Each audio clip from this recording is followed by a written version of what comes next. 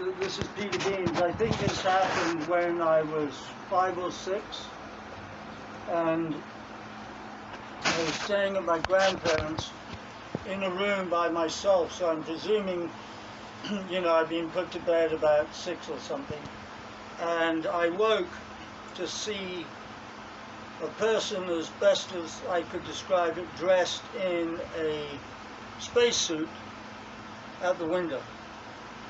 I screamed, my mother came, and they went outside and they looked.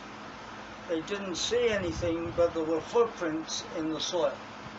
Strange footprints. I then got back to our home, and I proceeded at breakfast to put puffed wheat up my nose.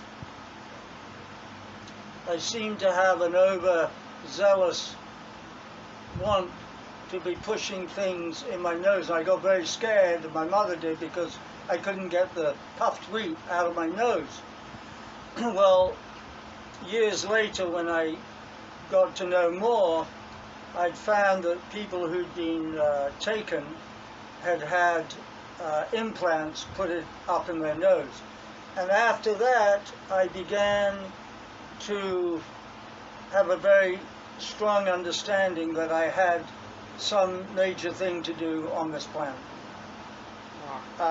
You can say, well, that might have been a dream, but I seem to be able to make things happen.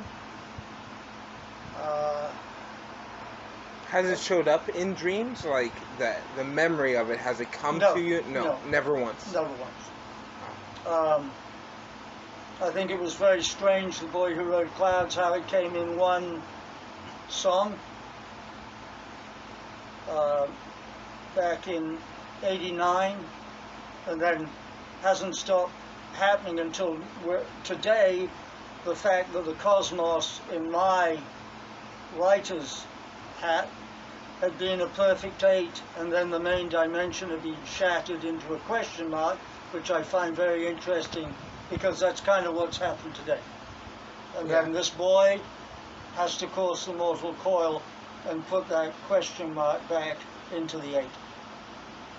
So I think there's a cosmic connection. I was dogged in Australia by flying objects, and I would say to the surfers on the beach, well, they're going to zigzag, and they zigzagged. I then saw an incredible... Those objects, like, what were the shape of them? They were too far away. Too far? You just saw the movement of them? Well, they were going straight, but I told the surfers they're going to start zigzagging, and they started zigzagging. Oh, wow. So there was an affinity between flying objects and myself. And that's why they're in the story, The Boy Who Rode Clouds. There are flying objects in your story. In the beginning, yeah. From another world. So it all kind of connects back in. I definitely myself feel that the cosmic things that happened at Stonehenge and being taken to all the leading stone circles in Britain had something to do with an alien force. Yeah. Well, thank you for sharing your story, Peter. And anyone who's listening, if you have any paranormal or unexplained stories, please contact me. My email will be in the description. Thank you all.